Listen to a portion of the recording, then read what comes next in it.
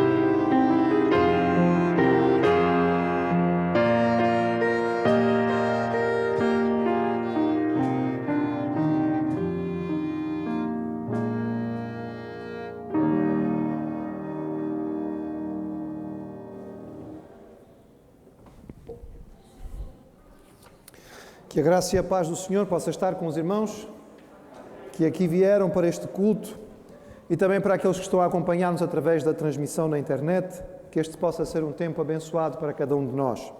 Nós queremos pensar, meditar, concentrar a nossa atenção neste culto, naquilo que é a nossa responsabilidade de um coração limpo na presença do Senhor. Quando Jesus nos ensinou a orar, Ele ensinou que uma parte importante da oração era que nós pedíssemos perdão pelos nossos pecados, entendendo a responsabilidade que cada um de nós tem de ter um coração contrito, um coração sensível, um coração que deixa que o Espírito toque e nos mostre aquilo que está errado. Na liturgia clássica da Igreja cristã havia um espaço no culto para a confissão. É verdade que depois das mudanças da Reforma Protestante, parte desta liturgia foi alterada, mas continua sendo uma responsabilidade nossa ter esta sensibilidade. E um dos textos bíblicos mais marcantes no que diz respeito a um coração tocado pela ação do Espírito Santo a confessar a sua falta é o texto que Davi escreveu no Salmo de número 51. E eu vou convidar os irmãos para nós lermos parte deste Salmo, ficando de pé em reverência à palavra do Senhor.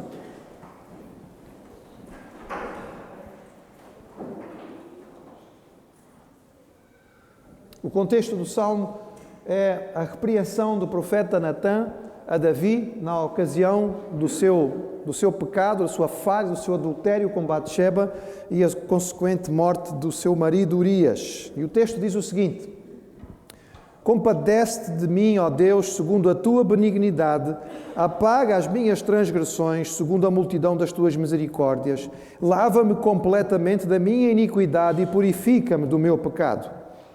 Contra ti somente pequei e fiz o que é mau diante dos teus olhos.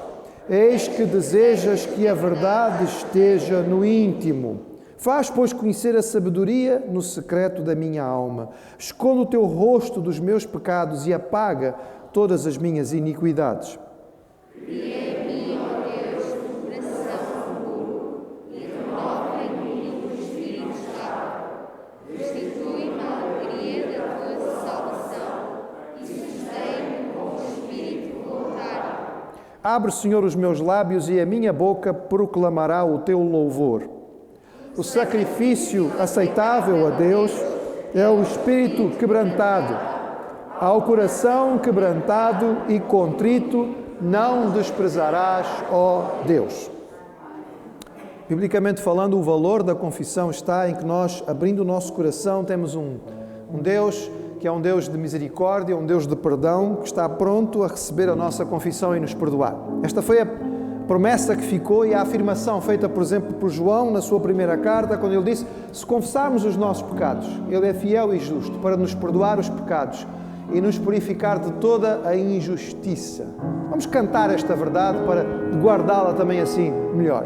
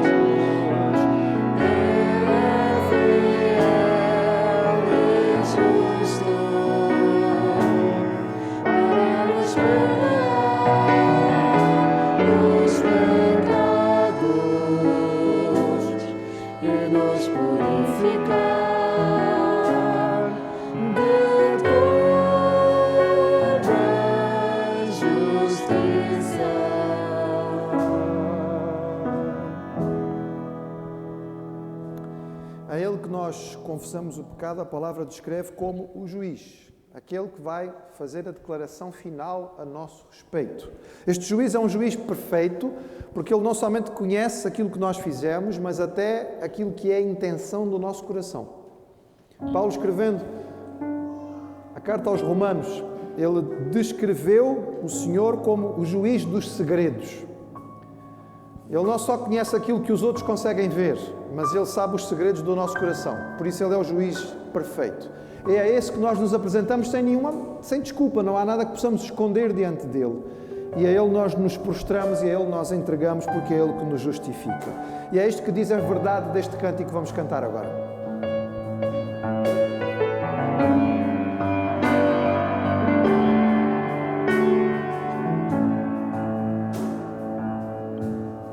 Santo Juiz, aqui estou, o que dizer-te? Para onde fugir ou me esconder? Escuro é luz para ti. O meu coração tão confuso está.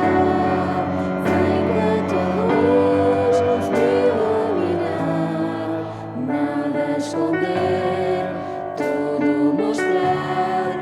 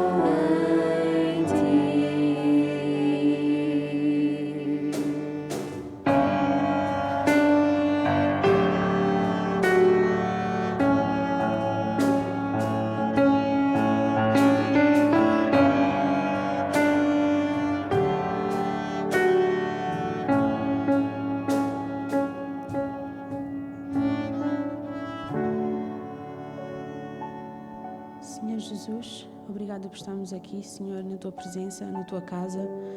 Obrigada porque conheces os nossos corações, Senhor, e por mais que nos tentemos esconder, não conseguimos, Senhor, porque Tu sabes os nossos corações, Tu conheces aquilo que nós pensamos, aquilo que nós sentimos.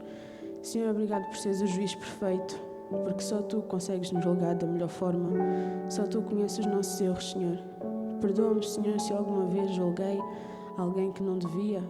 Não devemos julgar os outros, Senhor, isso que Tu nos ensinas, porque nós todos erramos, todos somos iguais. Por isso eu venho-Te pedir perdão, Senhor, por todos os meus atos, Senhor, e agradecer também pela Tua salvação, Senhor, porque nós estamos aqui pela Tua graça, Senhor, e por ela um dia estamos contigo, Senhor. Em nome de Jesus. Amém.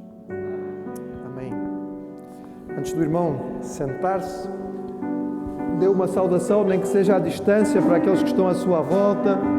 Olhe para quem veio, para que nós possamos identificar os irmãos que estiveram aqui presentes connosco.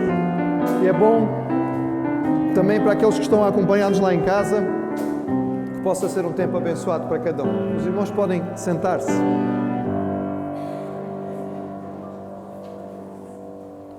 Como família em Cristo, nós estamos a lembrar de orar por aqueles nossos irmãos que estão em recuperação da sua saúde. Lembramos sempre de orar pela irmã Graça, pela irmã Célia, lembramos da irmã Cremilde, da Paula Cristina, lembramos do irmão Marcelo, do pastor Sérgio. São muitos os motivos e as razões para nós estarmos a clamar a Deus que esteja com estes nossos irmãos, que os auxilie na recuperação da sua saúde. Dizer aos irmãos que nós estamos pouco a pouco recuperando um pouco daquilo que são as nossas atividades. As nossas crianças já estão a ter o seu tempo de escola dominical já há alguns domingos e hoje também os um bocadinho maiores, os juniores, também começaram a ter. Eles estavam a participar com os pequeninos, mas depois era difícil os pequeninos e os maiores juntos, então agora já separados. O número ainda é pequeno, mas é bom para eles que possam ter o seu espaço.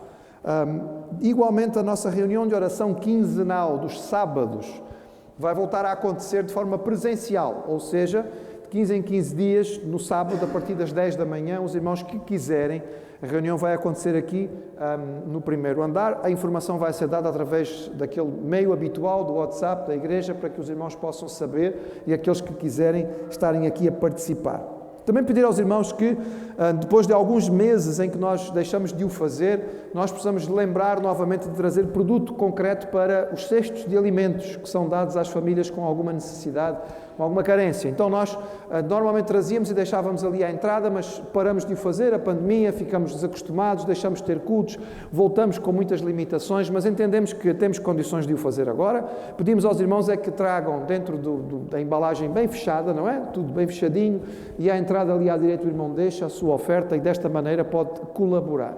Se algum irmão costuma receber a cesta, dizer que neste momento as cestas deste mês estão prontas e ao fim deste culto o irmão pode subir ao primeiro andar para poder receber a sua cesta. Vamos então orar ao Senhor ainda, tendo estes motivos no nosso coração e outros que cada um de nós possa ter também. Pai, nós te louvamos pela vida da igreja como família. Te agradecemos pelas razões que temos para te agradecer, as bênçãos que são muitas, que estão constantes nas nossas vidas, e te louvamos por aqueles também que, tendo passado por problemas de saúde, estão a recuperar. E lembramos particularmente nesta hora de pedir, Senhor, que continues a abençoar a recuperação da irmã Cremilde, da Paula Cristina, da cirurgia do irmão Marcelo, assim como continuamos a pedir-te a tua bênção e o sustento da saúde para a irmã Graça e a irmã Célia. Que tu estejas com o pastor Sérgio, fortalecendo o Senhor, ajudando também aqueles que estão a atendê-lo para a identificação daquilo que são os problemas de saúde que precisam ser tratados. Nós te rogamos, Senhor, que a tua palavra fale aos nossos corações agora. Usa o teu servo como instrumento e que nós possamos ter mentes e corações abertos para ouvir aquilo que tu tens para nos dizer nesta hora, sem restrições, Senhor, mas disponíveis para a tua voz. É o que nós te pedimos em nome de Jesus. Amém. Vamos então ouvir a palavra do Senhor e estar atentos ao recado que Ele tem para nós. E nesta manhã quem vai nos transmitir este recado vai ser o nosso irmão Timóteo Cavaco.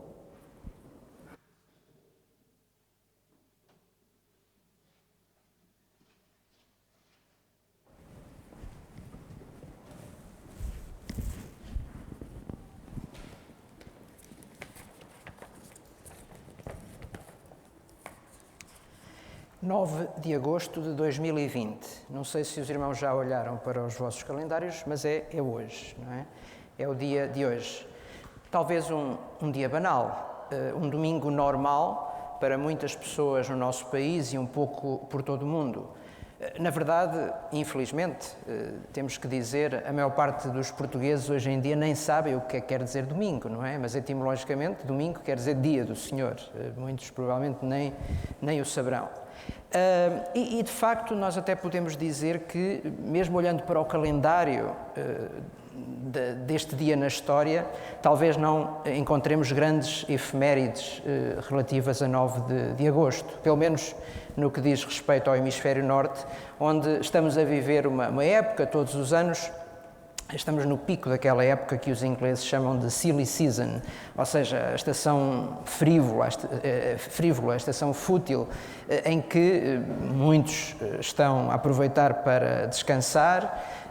Os próprios políticos, provavelmente, muitos deles estão de férias e, por isso, não há muita atividade que haja para reportar.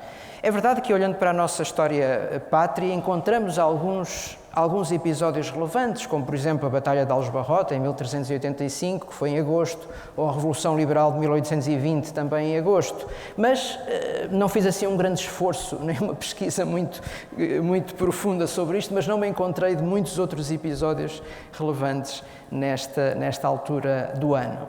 No entanto, também é verdade, e certamente não seria preciso aprofundarmos muito para chegarmos à conclusão que não só este mês de agosto, mas no fundo nós estamos a viver um verão atípico.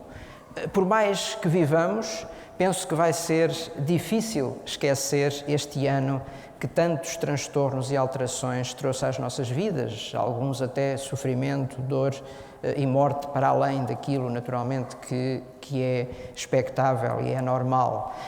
Por isso, talvez este dia 9 de agosto não nos venha a trazer nenhuma memória especial, provavelmente nem o mês de agosto, mas 2020 certamente ficará bem gravado nos anais da humanidade. Devo dizer que não acompanho com grande proximidade e entusiasmo explicações que vão surgindo mais ou menos catastrofistas sobre o período que nós estamos a viver, algumas teorias mais conspirativas que pululam em torno desta pandemia que estamos a viver. Sejam elas de natureza religiosa, política ou ambientalista, não tenho acompanhado muito de perto essas mesmas teorias e admito até que, num ou noutro aspecto, em particular, a realidade me venha a desmentir, mas não é propriamente esse o caminho que tenho procurado trilhar. Mesmo assim, e eu acho que é óbvio que ninguém pode ficar insensível ao que esta situação nos trouxe. Nós assistimos como que ao desabar de um mundo de aparente segurança e de certeza que nos habituámos a construir ou que habituámos a esperar. Particularmente no nosso contexto, naturalmente dos últimos anos e particularmente destes últimos 2 séculos, e olhando em particular para o século XX, que ultrapassou 2 guerras mundiais na primeira metade do século, na segunda metade do século uma chamada Guerra Fria, mas que foi bem quente em alguns casos e que se calhar nos seus inúmeros microconflitos até acabou por matar mais gente do que os conflitos mundiais, as chamadas guerras mundiais, mas a verdade é que as gerações mais recentes, os chamados millennials, ou mesmo esta geração agora dos mais novos, chamada a geração Z, não sabia bem o que era este tipo de hecatombes globais.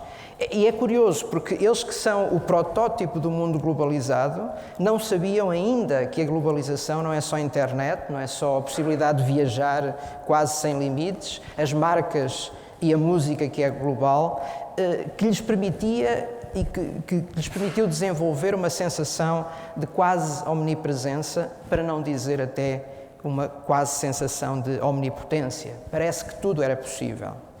Se para alguma coisa pode servir este tempo e pensando realmente nas alterações que ele nos trouxe, eu acho que este tempo nos mostra a nossa, se era algo que nós ainda não sabíamos, obviamente, mas acho que fica clara a nossa insignificância, a insignificância da nossa condição humana, mesmo da natureza em geral, não olhando apenas para a humanidade. E até muito interessante perceber que muitos que nos últimos anos e séculos construíram, e mesmo no Ocidente, embora estes conceitos fossem mais vulgares no pensamento e na religiosidade oriental, mesmo no Ocidente se começou a olhar para a natureza num sentido quase totalizante, substituindo o próprio conceito de Deus. Eu penso que a nós cristãos nada disto admira, particularmente para os irmãos que têm estado na escola dominical, na classe de adultos, em que estamos a estudar a Carta aos Romanos e que também já estudámos aqui com o pastor Joed há algum tempo, certamente que esta situação não nos deixará de ecoar as palavras do apóstolo Paulo, quando ele diz em Romanos capítulo 1, 25, que honraram e serviram mais a criatura do que o Criador. Estou convicto e tenho, de facto, entre a atividade normal, que não parou naturalmente, mas usado este tempo não para enveredar por esse tipo de teorias mais catastrofistas ou mais especulativas, mas eu penso que este tempo nos deve ajudar e nos deve permitir um tempo de profunda introspecção, de facto, sobre a nossa condição humana e natural e, nesse sentido, a nossa absoluta dependência de Deus, Criador e sustentador de todas as coisas.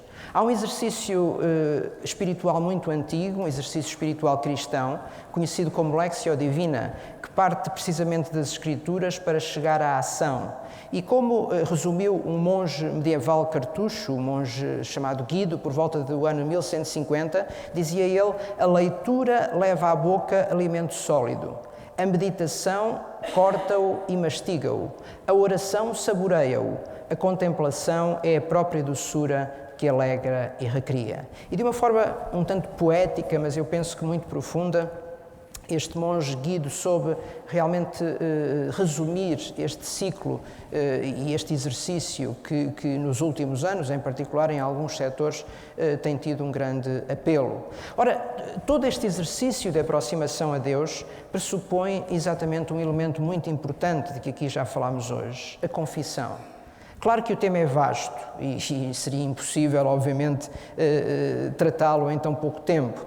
Mas, como já vimos e como poderíamos ver em muitos outros textos bíblicos, a palavra de Deus é pródiga em alertar-nos precisamente para este exercício, para esta disciplina da confissão. Naquele que é dentre muitos, mas um tocante salmo de Davi, já vimos também o Salmo 51, mas gostava também de recordar um outro salmo em que Davi, precisamente num masquil, um poema contemplativo, encontramos estas palavras, e mais concretamente no Salmo 32, entre os versículos 3 e 5. E diz assim o rei Davi: enquanto eu me calei, envelheceram os meus ossos, pelo meu bramido em todo o dia, porque de dia e de noite a tua mão pesava sobre mim. O meu humor se tornou em sequidão de estio. Confessei-te o meu pecado e a minha maldade não encobri. Dizia eu: confessarei ao Senhor as minhas transgressões, e tu perdoaste a maldade do meu pecado. De facto, é aqui também um grito lancinante e um grito tocante, mais uma vez, de Davi em relação a esta necessidade de expressar ao Senhor o nosso pecado e pedir, naturalmente, o seu perdão. Agostinho de Hipona, também um importante pensador do cristianismo, nos séculos III e IV, afirmaria: a confissão de obras más é o primeiro caminho de obras boas. A confissão de obras más é o primeiro caminho de obras boas. Envolvidos tantos séculos, vale a pena também aqui recordar as palavras publicadas numa obra do pastor e escritor Ricardo Barbosa de Sousa, no seu livro O Caminho do Coração, em que ele define, penso que de uma forma também muito exata e muito assertiva, aquilo que é a confissão. A confissão, diz ele, isto são palavras do pastor Ricardo Barbosa de Sousa, a confissão é o ato de desnudamento da alma e do coração diante de Deus e dos homens, revelando-lhes seu verdadeiro caráter, buscando resgatar a verdadeira identidade, promovendo liberdade e o caminho da comunhão. É através da confissão que rompemos com o nosso individualismo e nos tornamos aptos para amar e nos relacionar como pessoas sem as máscaras e fantasias das nossas ilusões. É de facto uma afirmação muito profunda e que até desconstrói alguns dos estereótipos que muitas vezes nós acabamos por edificar em torno da ideia da confissão. E por isso eu também hoje gostava de refletir um pouco com os irmãos. Naturalmente será sempre uma visão muito genérica sobre esta questão, mas um pouco mais à frente também refletir com os irmãos sobre diferentes formas de confissão que nós vamos ouvindo e vamos experimentando um pouco por um mundo que nos cerca e que muitas vezes esquecem estes elementos essenciais que, de uma forma muito acutilante, o pastor Ricardo Barbosa de Sousa resume neste parágrafo. Ou seja, e este é um aspecto muito importante que também se depreende destas palavras, a confissão verdadeira tem de ser entendida como um processo. Muitas vezes nós gostaríamos, e muitos se calhar esperam que ela seja uma espécie de panaceia, como se de uma poção mágica se tratasse, que ao tomar nos liberta de todos os males e assim ficamos prontos a um novo ciclo. Mas não, este é um processo que implica tempo e dor. Eu sei que estes são precisamente elementos que o mundo contemporâneo tem vindo a procurar excluir, não é? As pessoas querem tudo com rapidez e querem tudo sem dor, não é? Nós estamos habituados a fast food, não é? E estamos habituados a que tudo seja muito, muito rápido, que seja obtido com muita rapidez e com a menor dor possível. E o exercício da confissão mostra-nos precisamente o contrário, que muitas vezes nós temos que dar tempo e dar espaço à dor. Um dos textos mais tocantes que nos falam precisamente sobre este aspecto, entre muitos outros, naturalmente, que nós poderíamos ir encontrar nas Escrituras, mas é aquele que, embora não escalpelizando todo o seu conteúdo, porque ele é tão rico, mas que gostaria que servisse de base a esta reflexão nesta manhã e que encontramos precisamente em Neemias, no livro de Neemias, no capítulo 1. Eu vou ler todo o capítulo, também não é muito grande, são 11 versículos, e para dar um pouco o contexto, embora naturalmente não tenhamos tempo para ver toda a riqueza deste texto, mas para percebermos um pouco o contexto, eu vou então ler todo este primeiro capítulo do livro de Neemias. Diz assim a palavra do Senhor. As palavras de Neemias, filho de Acalias. E sucedeu no mês de Quisleu, no ano 20º, estando eu em Susã, a fortaleza, que veio Anani, um de meus irmãos, ele e alguns de Judá, e perguntei-lhes pelos judeus que escaparam e que restaram do cativeiro, e acerca de Jerusalém. E disseram-me, os restantes, que restaram do cativeiro, lá na província, estão em grande miséria e desprezo, e o muro de Jerusalém fendido, e as suas portas queimadas a fogo. E sucedeu que, ouvindo eu estas palavras, assentei-me e chorei e lamentei por alguns dias, e estive jejuando e orando perante o Deus dos céus. E disse, Senhor, Deus dos céus, Deus grande e terrível, que guardas o conserto e a benignidade para com aqueles que te amam e guardam os teus mandamentos. Estejam, pois, atentos os teus ouvidos e os teus olhos abertos, para ouvires a oração do teu servo, que eu hoje faço perante ti de dia e de noite, pelos filhos de Israel, teus servos, e faço confissão pelos pecados dos filhos de Israel, que pecamos contra ti. Também eu e a casa de meu pai pecamos.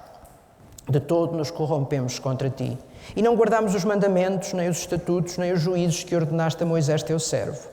Lembra-te, pois, da palavra que ordenaste a Moisés, teu servo, dizendo, vós transgredireis, e eu vos espalharei entre os povos.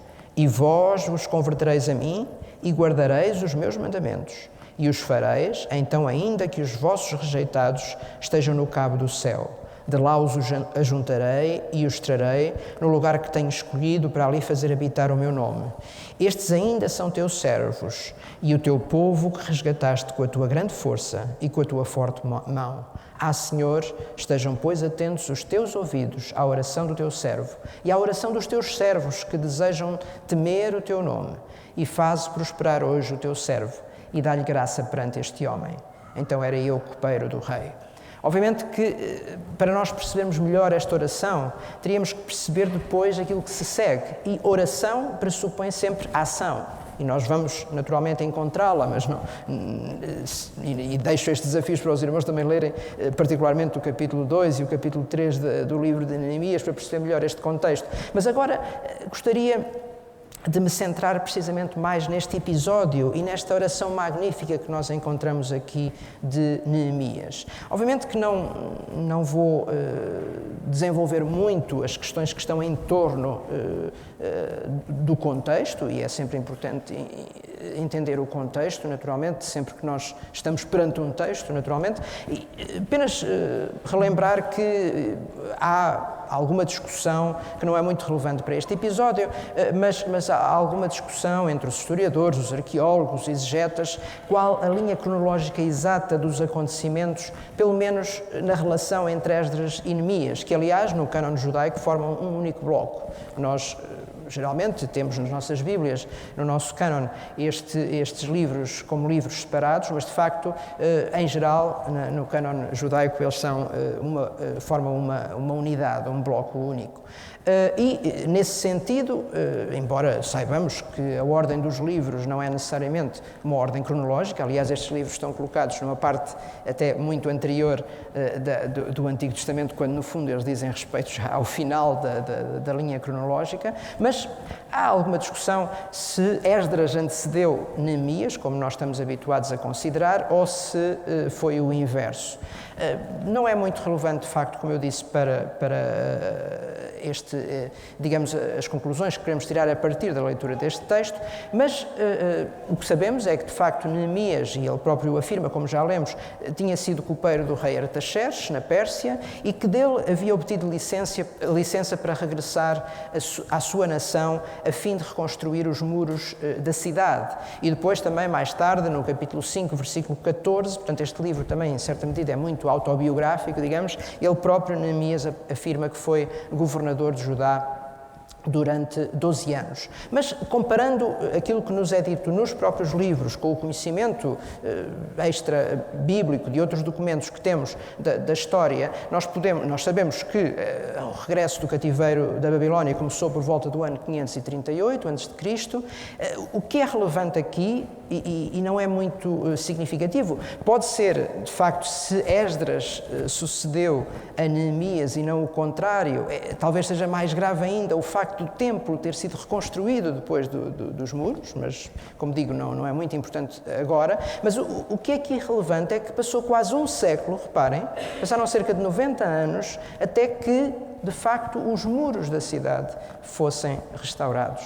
E, como digo, eventualmente o próprio templo, mesmo que Esdras seja antes de Neemias, como estamos habituados a considerar, portanto, aqui não terá havido grande distância. A questão é que houve algumas décadas até que estes elementos tão fundamentais da vida da cidade, a vida religiosa e a sua própria identidade, porque os muros, no fundo, eram um símbolo dessa identidade, demoraram tanto tempo a ser reconstruídos. E é interessante que o próprio nome de Neemias, que quer dizer o Senhor consola, é também, de alguma forma, representativo deste ambiente. E é precisamente para o ambiente que eu gostaria de chamar a atenção, para além destes pormenores históricos, que sejam importantes para contexto, mas este ambiente é interessante também. E antes, reparem, e gostava de chamar a atenção, em particular, para o versículo 4, que já foi lido, mas que voltarei a ler, que é muito importante para nós percebermos o que está na base deste clamor, deste choro de Neemias perante o Senhor. Diz o versículo 4, e sucedeu que ouvindo eu estas palavras, portanto, quando ele soube de facto deste drama que a cidade de Jerusalém, no fundo, todo o povo ainda estava a viver com aqueles elementos de destruição ainda presentes, diz ele, assentei-me e chorei e lamentei por alguns dias, e estive jejuando e orando perante o Deus dos céus. Isto é apenas uma curiosidade, não sei se aqueles mais interessados em curiosidades bíblicas, não sei e não o pesquisei, mas talvez seja raro encontrarmos um texto tão curto, um versículo tão curto com tantos verbos, não sei se já repararam. Assentar, que neste sentido até não é um assentar de descanso, mas é mais a postura que geralmente os judeus e os orientais, de uma forma geral, mas aqui pensando nos judeus, tinham de orar, que era prostrar-se de facto, deitar-se, é quase um assentar de deitar, e não propriamente como nós geralmente entendemos, vou-me sentar porque estou cansado. Não, é um sentar ativo perante Deus, digamos. Mas reparem, é curioso, assentar, chorar, lamentar, jejuar e orar. 5 verbos. É quase uma frase, é quase um versículo constituído por verbos, não é? Mas o que mostra também este aspecto muito importante. Nós às vezes temos a tendência de olhar para a confissão como algo de estático, algo de meramente passivo. Bem, olha, vou aqui esperar o favor de Deus. E eu penso que este texto, como sabemos, os verbos são, numa frase, sempre a indicação de ação, não é? Isto mostra-nos que não, que há aqui também um elemento ativo, não que naturalmente dependa de nós, e já vamos falar sobre isso, mas temos que, de facto, entender a confissão como algo ativo. E depois, como diz o versículo 6, e já lemos também, e faço confissão pelos pecados dos filhos de Israel que pecamos contra ti. Mas, muito brevemente, meus irmãos, gostaria só de refletir um pouco sobre qual, então, a natureza da confissão. Estamos a falar de confissão, estamos a ver que confissão deve ser algo ativo, deve ser algo dinâmico, mas qual a natureza de confissão? Porque a palavra confissão está por aí presente, não é? Aliás, até é uma palavra muito usada no linguajar normal do nosso povo. Eu próprio, e quase redundantemente diria, confesso que utilizo muitas vezes esta expressão, sem até ter grande significado, não é? Apenas como uma muleta quase de linguagem. Confesso que, não é? E é uma palavra muito presente no nosso linguajar, não é? Para além disso, naturalmente, ela está profundamente arraigada à experiência religiosa do povo português e dos povos católicos, de maioria católica romana, já que, e isto é um aspecto importante, muito para além de uma sugestão, na teologia católica tornou-se um sacramento e mesmo obrigação legal a partir do Concílio de Trento, no século XVI, para todos os cidadãos da cristandade romana, que pelo menos uma vez por ano, geralmente faziam-no na época da Quaresma, antes da Páscoa, que tinham obrigatoriamente que se confessar. E não era apenas, como eu digo, uma sugestão. E não era tampouco apenas para aqueles que se afirmavam como católicos, mas era uma obrigação legal. Nós talvez já tínhamos esquecido, mas até há não muitos anos, até há cerca de 200 anos no nosso país, os cânones do Concílio de Trento faziam parte do enquadramento legal, do enquadramento jurídico do nosso país. Portanto, os cânones de Trento eram lei, como hoje é a Constituição ou o Código Civil, eram lei no nosso país. E por isso, nós estamos muito habituados a pensar, e geralmente é assim que o nosso povo entende, aquilo que é chamada a confissão auricular, porque inclui precisamente a obrigatoriedade de ser uma confissão que não é apenas uma confissão, digamos, mental, mas é uma confissão audível, e não só audível, mas que ela é materializada, que é intermediada pela figura do sacerdote. Ela tem raízes fundas na história do cristianismo, que sempre, infelizmente, foram também entrando um pouco, naturalmente, na evolução da teologia cristã, mas nasce de uma visão muito corpórea, de uma visão muito mediada do que é a vida espiritual, do que deve ser a vida espiritual do crente e da sua relação com Deus. Logo nos séculos II e III, o grande pensador cristão Tertuliano, que disse muitas coisas interessantes, mas que noutras realmente estava longe daquilo que seriam as afirmações bíblicas, e ele não conseguia entender como alguém que continua a ser intrinsecamente pecador pode obter o perdão divino e ser restaurado. Este conceito desenvolveu-se e, de certa forma, foi cimentado por Tomás de Aquino no século XIII e, novamente, no Concílio de Trento, tornou-se dogma no Concílio de Trento foi estabelecido que seria necessário um ato objetivo de penitência para que a absolvição pudesse ser concedida. E mais uma vez, os cânones e os decretos do Concílio de Trento chegam a afirmar ninguém, portanto, eu estou a citar, ninguém consciente dos seus lapsos morais e deficiências mentais pode assegurar com absoluta certeza de fé de que foi absolvido da sua iniquidade e que permanece reconciliado com Deus no estado de graça. Portanto, e reparem, nós muitas vezes se calhar esquecemos isto, é verdade que já houve outros concílios na Igreja Católica, mas estes dogmas continuam em vigor e continuam a ser, de facto, norma no contexto católico romano. Adensando esta visão material, corpórea, a absolvição, por isso, não podia ser algo espiritual, mas algo de concreto e, como eu disse, que tinha a ser naturalmente mediado, e neste caso por um sacerdote. Obviamente que este modelo nos levanta todas as dúvidas, pois faz depender de um ato ritual a absolvição dos pecados, comprometendo assim todo o conceito que nós encontramos muito claro, ele está presente em toda a Bíblia, mas fica mais claro ainda no Novo Testamento, desta ideia de perdão de pecado.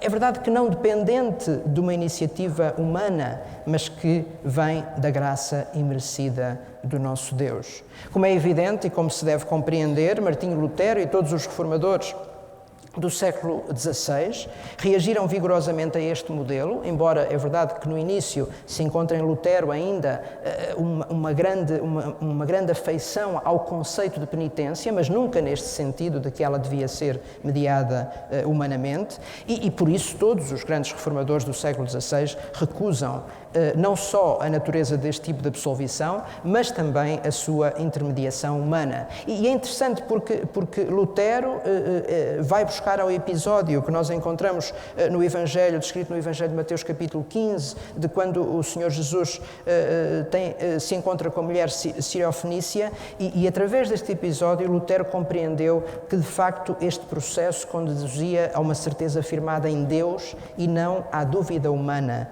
e pecaminosa. E de facto este modelo em grande medida recupera o modelo que nós acreditamos ser um modelo bíblico. Mas a questão, e também não devemos ignorar isto, é que nos séculos seguintes o desenvolvimento deste modelo acabou por se tornar, ou por incorporar uma visão mais racionalista que tenderia a tornar um modelo que é de facto biblicamente baseado em algo com um caráter perigosamente individualista e intimista. É aquilo que podemos designar como a confissão privativa. É verdade que este modelo, naturalmente, tem em conta a abolição da intermediação humana, mas corre também o risco de substituir essa intermediação externa por uma intermediação interna, em que o critério se pode tornar a razão e o absolvedor se pode tornar o próprio confessado. Ou seja, se é um critério meramente racionalista, há aqui como que uma auto-absolvição e não propriamente. É verdade que há um sentido de certeza humana, mas que não está baseado numa verdadeira relação com Deus e de dependência com Deus. Um terceiro modelo que, embora tenha raízes mais antigas, até talvez numa religiosidade oriental, mas que hoje em dia vamos vendo, e até com bastante pertinência em muitos contextos cristãos, tanto no protestantismo como mesmo no catolicismo, é aquilo que muitos designam como confissão positiva. Bem, em bom rigor, e desculpem-me este trocadilho, mas eu diria que não é um verdadeiro modelo de confissão. É mais uma anticonfissão, porque parte do pressuposto que o crente tem de arredar do seu vocabulário conceitos como sofrimento ou derrota. Para além do mais, afasta por completo a noção de responsabilidade pessoal. Há como que aquilo que eu chamaria um fugir para a frente, imputando a responsabilidade a outrem, seja quem for. Portanto, nunca se assume, nunca parte desse princípio, não é? Nós, nos modelos anteriores, vimos que claramente o pecado está ali presente, mesmo com as debilidades que os modelos anteriores podem apresentar, mas está muito enraizado precisamente nesse conceito de pecado. Neste modelo que, embora se chame a si próprio de confissão, na verdade, é aquilo que eu designo uma anticonfissão, acaba por não ter como pressuposto este ciclo de restauração, de renovação, porque, como eu digo, acaba muito mais por ser uma fuga para a frente. Importa, então, perante estes modelos, e que não são tão distantes como nos podem parecer, porque um deles está muito presente, se calhar não, na verdade, na espiritualidade do nosso povo, embora muitas pessoas, naturalmente, estejam afastadas desse tipo de práticas. Outra tem, de facto, uma origem, digamos, na Reforma Protestante, mas acabou pela sua via de racionalização, acabou por se afastar desse conceito mais bíblico, pelo que eu penso que importa refletir sobre o que significa, de facto, a confissão de acordo com os padrões bíblicos. Como disse antes, confissão não é coisa de momento, tem que ser um processo que tem de brotar do mais íntimo do nosso ser e por isso tem que pressupor, de facto, um arrependimento sincero, um arrependimento que não resulta simplesmente de uma imputação da responsabilidade a outrem, de estarmos a culpar ou outras pessoas ou até o sistema em que nós vivemos, como muitas vezes acontece, e a partir desse arrependimento sincero subir a Deus em total contrição, esperando dele e só dele, não de um sacerdote ou de qualquer outro tipo de intermediação, não da nossa própria auto-absolvição, mas de Deus e só de Deus, o seu perdão. E essa sim é a absolvição plena. A confissão é tão vital quanto o respirar. Esse processo mecânico do nosso organismo que propulsiona o oxigênio para os pulmões e aí o sangue é purificado depois de um circuito de recolha de impurezas. É assim que nós devemos olhar, então, para este ciclo, para este circuito de renovação. E é tão importante que nós possamos fazer realmente como Neemias aqui nos mostra no versículo 4. Prostrar, chorar, lamentar, jejuar, orar. Não é fácil. Embora reconhecendo que o perdão de Deus não advém da nossa própria iniciativa, nem pode ser outorgado por qualquer outro ser ou qualquer outra entidade, é, de facto, com a confissão que se inicia este ciclo de restauração. Um ciclo de restauração que, ao mesmo tempo, interrompe aquele circuito mortal, digamos assim, que Tiago também nos fala, em que a culpa, através do pecado, nos leva à morte. É, pois, esse circuito mortal que nós queremos combater através da procura do perdão de Deus. E é da construção da experiência de confissão de cada filho de Deus que nasce a mais íntima e verdadeira comunhão. Como o pastor já referiu, e eu estava precisamente também esta semana a refletir sobre essa questão, quão importante é que quando nós louvamos ao Senhor comunitariamente, nós tenhamos confessado. É verdade, como o pastor disse, que em alguns atos litúrgicos essa prática foi de certa forma abandonada, ou ela muitas vezes até está presente, mas talvez de uma forma não tão clara. Mas independentemente de ela ser uma parte específica da liturgia ou não, ela deve estar pressuposta quando nós nos encontramos e quando nós juntos queremos louvar a Deus. É verdade que, como disse, leva tempo e dor, não é? Neste caso não é tempo e dinheiro, mas é tempo e dor. E de facto, muitas vezes, estes são elementos que nós, nos nossos dias, não queremos passar por eles. O grande autor inglês do século XX, C.S. Lewis, o autor britânico do século XX, afirmou, num momento particularmente duro da sua vida, após perder a sua esposa, ele disse uma coisa muito importante. Ele disse: o sofrimento é apenas parte da glória que nos está reservada no além. Não podemos separar as coisas, não podemos pensar, não é como muitos fazem naquela, como eu chamei, naquela fuga para a frente, de dizer, nós vamos pensar positivamente e termos como sofrimento ou derrota não existem. Não, é parte do processo, é parte. Nós já estamos a experimentar a glória, embora em sofrimento. E eu penso que Neemias é um grande exemplo de quem compreendeu esta realidade.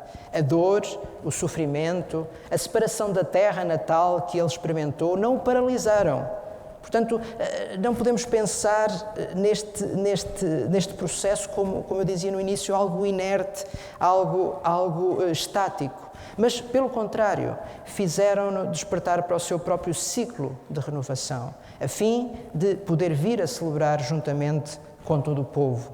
E como lemos também em Neemias capítulo 8, versículo 10, este versículo termina com uma frase que todos nós conhecemos e que gostaria de deixar com os irmãos nesta manhã. Portanto, não vos entristeçais, porque a alegria do Senhor é a vossa força. Realmente que com dor, com sofrimento, não nos possamos entristecer, porque a alegria do Senhor não se baseia em padrões humanos, mas a alegria do Senhor é a vossa e a nossa força. Amém.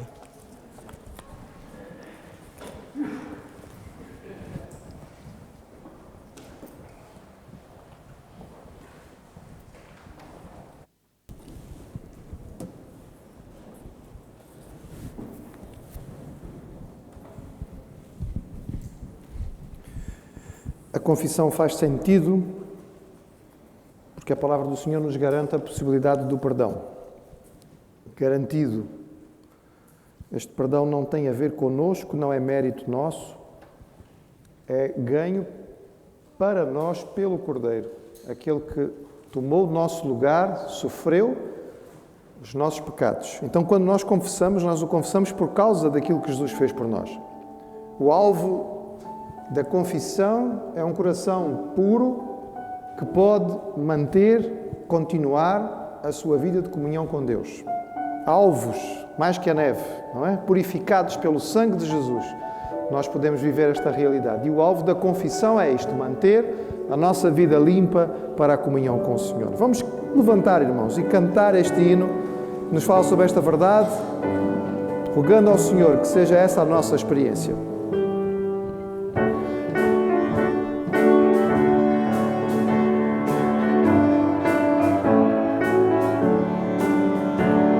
Seja bendito o Cordeiro que na cruz por nós padeceu. Seja bendito o seu sangue que por nós pecadores verteu. Salvos do mal nós estamos por tua graça e teu favor, pois que mais altos que a neve, o teu sangue nos torna, Senhor. Alvos mais que a neve, alvos mais que a neve,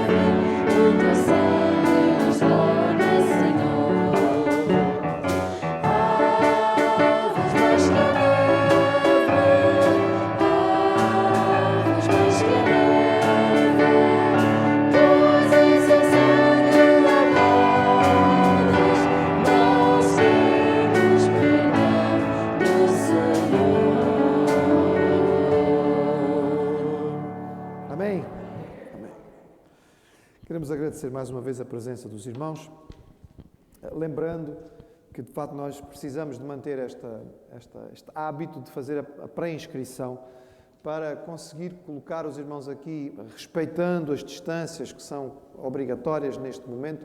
Nós precisamos saber antecipadamente, como os irmãos sabem, não é só chegar. Então, se algum irmão, por acaso, conseguiu participar hoje do culto, mas não estava inscrito, então, por favor, guarde isto. Para o próximo domingo precisa se inscrever para que nós possamos guardar estes espaços. À saída também, nós vamos sair só depois que tivermos orientação dos irmãos da recepção, permitindo assim que a saída seja feita de forma ordeira, sem aglomerações. Nosso desejo é que a palavra do Senhor frutifique em nossas vidas. O ato da confissão é fundamental para nós. Não podemos levar as nossas vidas sem a sensibilidade da ação do Espírito Santo que nos leva a parar tempo. Por vezes a sofrer dor, mas abrir a nossa alma ao Senhor e permitir que Ele faça o ato de limpeza que é necessário. Querido Pai, obrigado pela Tua palavra. Obrigado porque Jesus sofreu aquilo que nós não podíamos sofrer para nos garantir o perdão que nós podemos ter em Ti. Obrigado, Senhor, porque quando hoje sentimos o peso dos nossos pecados, este peso não precisa ficar sobre nós. Nós podemos levar a Ti as nossas faltas e, arrependidos, receber de Ti a purificação. Louvado seja o Teu nome por isso. Sabemos que não merecemos, é a Tua graça. Desperta-nos, Senhor, para esta prática. Que nós possamos separar o tempo necessário para manter as nossas vias de comunicação abertas contigo em comunhão verdadeira e em santidade. Nós te pedimos em nome de Jesus. Amém.